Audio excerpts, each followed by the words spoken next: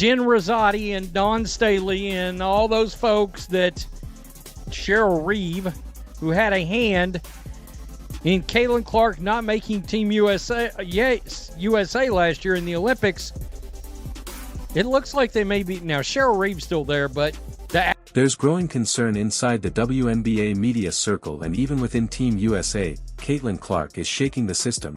The same insiders who once brushed her aside now see her influence rising faster than a fast break in 2024. And trust me, this shift is rattling the old guard. The fallout is real, and the meltdown is only beginning. Let's get one thing straight. Caitlin Clark wasn't left off the Olympic roster because she lacked experience. Clark, WNBA Rookie of the Month, packing arenas while averaging 17 and 6 assists.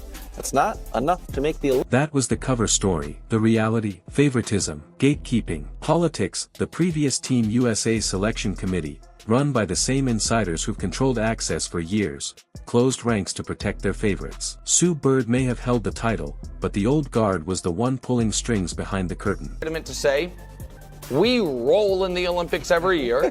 We can afford having, someone who's the 20th best or 24th best instead of the 12th best because of what it would potentially do to grow the game. That's legitimate. And they used those strings to keep Clark out, but this Olympic cycle, the door is wide open. Team USA just shifted to a new structure that mirrors the men's program. And I also think that door somewhat got open brew by Diana Taurasi's inclusion. So Diana, and we can show you their numbers. They're having a shockingly similar season. So points and rebounds basically identical. Field goal percentage is identical. Caitlin has way more assists and way more turnovers to go along with it. Diana has very few assists, very few turnovers. So they're Caitlin's not yet in her prime. And now Sue Bird is the architect, the one building the team, calling the shots, and reshaping everything the old committee held onto. And unlike the veterans who clung to outdated power structures, Sue Bird didn't hide where she stood. She backed Caitlin Clark. She always knew Clark deserved that red, white, and blue jersey. When Clark was benched for Paris 2024, it wasn't just fans who erupted. Adam Silver himself said leaving her off the roster was a glaring mistake. I'll tell you what we're not going to do. We're not going to allow that. Can we just call a spade a spade? Racism has been impacting the WNBA well before this year. This is not a new thing. Sure. This is, and in that way, I do think Caitlin's being used as a pawn. Mm-hmm. Caitlin didn't bring racism to the WNBA. This has been happening. And that, I think, is what's been such a shock for all of us, that other people are surprised by this. Mm-hmm. We've been trying to tell you. And once again, for so long, as a player, I would almost joke.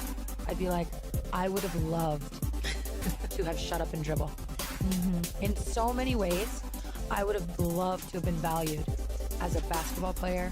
I would have been loved to have been spoken about just for my play. One of the most powerful voices in basketball openly called out Team USA for dropping the ball. And he wasn't alone. Executives, marketers, analysts, everyone saw the wasted opportunity. Instead of elevating women's basketball to a global phenomenon, Diana Taurasi was jogging around the court scoring 2 points while Caitlin Clark watched from home. Taurasi, to be fair, barely left a mark in the last Olympics. She had her legacy, nobody questioned that, but she offered almost nothing on the scoreboard. Yet she was chosen over Clark, who now brings in more attention than the entire roster combined. Why? Because the committee, Jennifer Rosati, Dawn Staley, and their circle, blocked new talent. Won 4 WNBA championships. She was an All-Star 13 times, one of the more decorated basketball players in history, and also a 5-time Olympic gold medalist. Just named USA Basketball Women's National Team Managing Director. That's a hell of a title there. Is that on your business card? And what exactly does that mean, Sue? Need like a business index card at this point or whatever. Managing director. It's basically what Grant Hill did for the men's team. So like a GM.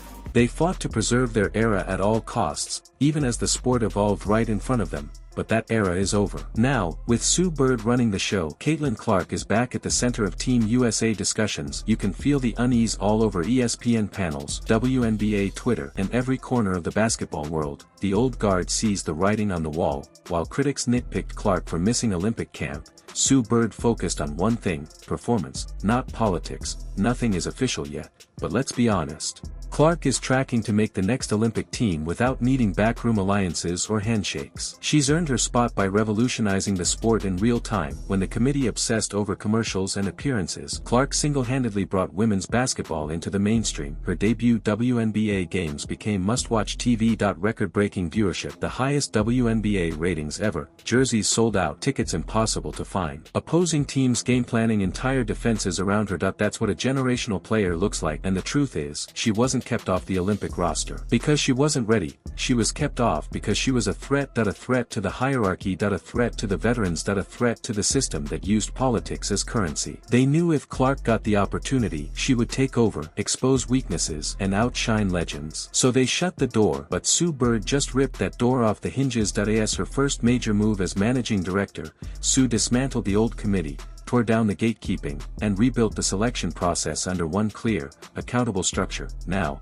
Team USA finally resembles a real professional program, and Caitlin Clark is exactly where she belongs, front and center. The WNBA media may pretend everything is calm, but the cracks are showing. Their echo chamber is collapsing. They can't contain her anymore. They can't minimize her impact. They can't bury her brilliance. And this isn't just about Clark.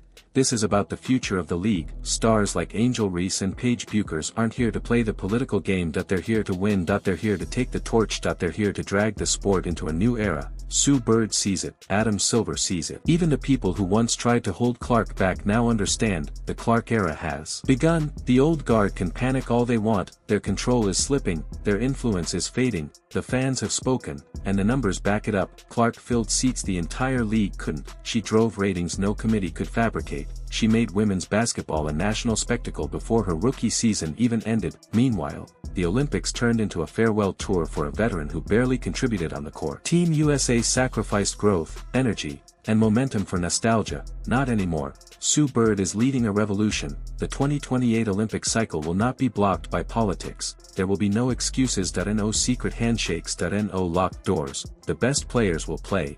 Period. Caitlin Clark isn't just changing the game, she's owning it. And the new generation is right behind her. So if you're with that movement, hit like, subscribe, and drop a comment.